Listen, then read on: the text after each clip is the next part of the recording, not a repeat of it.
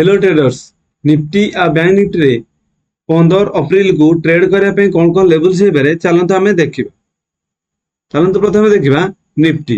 Nifty रे जदि आम डेली कैंडल को देखा मार्केट बहुत बड़ गैप डाउन देकी पुणी रिट्रेसमेंट अपसाइड मूव करुचे। आमर स्ट्रंग सपोर्ट थिला 23,150 ताकू 23,150 आउ सेकंड सपोर्ट थिला ऊपर पटू 23,000 এই দুইটা কু মার্কেট ব্রেকডাউন ଦେଇକି ডাউন সাইড পড়ে আসছে। এক্সাক্ট 23,000 পাখাপাখি মার্কেট পুଣି ଯାଇକି ପହଞ୍ଚି ଗଲାଣି। ତ ମାର୍କେଟ କଣ କରିବ এইଠୁ 23,000 କୁ ଯଦି ଆମେ ଉପରୁ ଏମିତି ଫିବୋନାଚି ଡ୍ର କରିବା ତାହେଲେ ମାର୍କେଟ କଣ କରିଛି ନା 0.5 0.3 ତାଙ୍କୁ କ୍ରସ କରିକି ମାର୍କେଟ ଅପସାଇଡ ମୁଭ କରି ଯାଇଛି। ତାମାନେ ନେକ୍ସଟ ରେ ଯଦି ଆମକୁ ରେଜିଷ୍ଟାନ୍ସ फेस କରିବାର ଅଛି ताले से फेस करिबो 23,000 गोटे राउंड लेवल नले नेक्स्ट रेजिस्टेंस फेस करिबो 23,150। यदि आकु ब्रेकआउट देई दउजी ताले मार्केट एई 24,000 को टच करया पई मार्केट जीवो। जदि मार्केट 23,000 आउ 23,150 ए दीटा को रेजिस्टेंस दीटा ब्रेकआउट देकी मार्केट तो अपसाइड मूव करूची कारण 0.5 ऑलरेडी मार्केट क्रॉस कर सारे। तो नेक्स्ट रेजिस्टेंस अछि 23,000 कि 23,150। चलो देखा 15 मिनट टाइम फ्रेम रे हमको पाई कौन कौन लेवल्स हे पारे। जदि हमें 15 मिनट टाइम फ्रेम रे देखिबा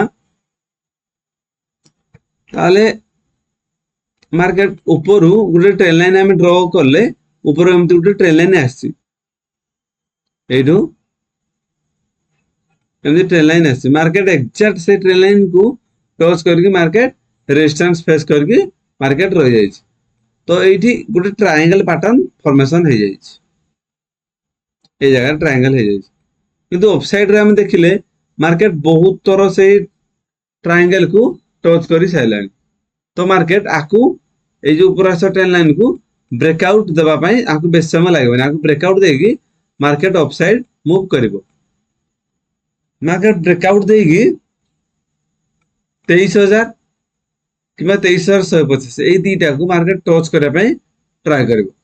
जदि मार्केट फ्लैट ओपन होची एरिया रे फ्लैट ओपन है कि ग्रीन कैंडल है कि मार्केट अपसाइड व्यू किसी देखौची ताले हमर अपसाइड व्यू लॉन्ग विजन रहइबो को जगह ना 23,000 आउट 23,150 23,000 फर्स्ट टारगेट 23,150 हमर सेकंड टारगेट रहइबो।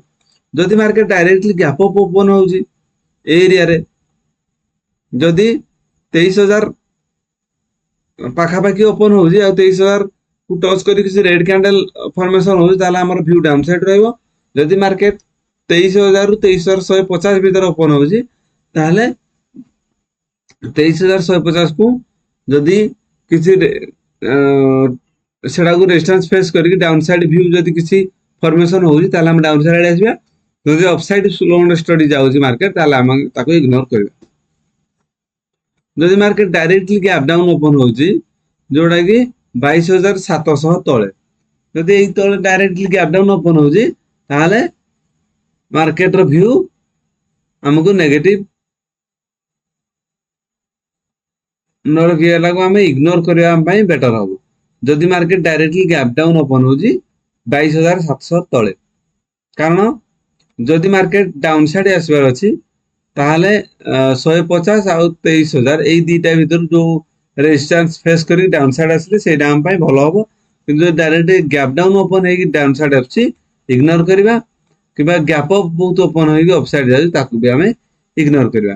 यदि फ्लैट ओपन है कि अपसाइड मूव करबा पे ट्राई करछि ताले हमर व्यू अपसाइड रहइबो एरिया रे। ए ट्रायंगल पैटर्न भीतर यदि ओपन है कि अपसाइड जाउछि ताले हमें अपसाइड जिबा डाउन साइड आसले ताकू हमें इग्नोर करबा। चलो देखा बैंक निफ्टी। बैंक निफ्टी जदि हमें डेली कैंडल को देखा पिक्चर परफेक्ट अच्छी जे मार्केट रो व्यू एठू अपसाइड मूव करार अच्छी। जदि नेक्स्ट हमर रेजिस्टेंस फेस हमर कोड करिवो ना जदि हमें तळु गुटे ट्रेन लाइन ड्रॉ करबा ताले मार्केट ट्रेन लाइन को टच करके मार्केट अपसाइड मूव करूची। जदि मार्केट फ्लैट ओपन होची नहीं तो जस्ट गैप डाउन ओपन होची ताले तळु जायଥିବା ट्रेंड लाइन को टच करला परे जदि किसी ग्रीन कैंडल अपसाइड मूव किसी शो करूची ताले आमे अपसाइड जा जदि मार्केट डायरेक्टली ट्रेंड लाइन तळे गैप डाउन ओपन होची ताले आमे मार्केट को इग्नोर करबा जदि मार्केट गैप अप एरिया रे ओपन होला परे मार्केट अपसाइड मूव करूची गैप अप हेई मार्केट जदि अपसाइड मूव करूची ताले आमे इग्नोर करबा गैप अप होला परे 52000 पाखा पाखी किबा 51500 ए दीटा जे हम राउंड लेवल अछि ए दीटा को टच करी कि जदि किछि डाउन साइड व्यू देखौछि ताले आमे डाउन साइड आसीबा नहले अलग क्षेत्र आमे ताकू इग्नोर करबा एई भली निफ्टी या बैंक निफ्टी ट्रेडिंग लेवल्स पाए वीडियो को लाइक एवं चैनल को सब्सक्राइब करंतु थैंक यू।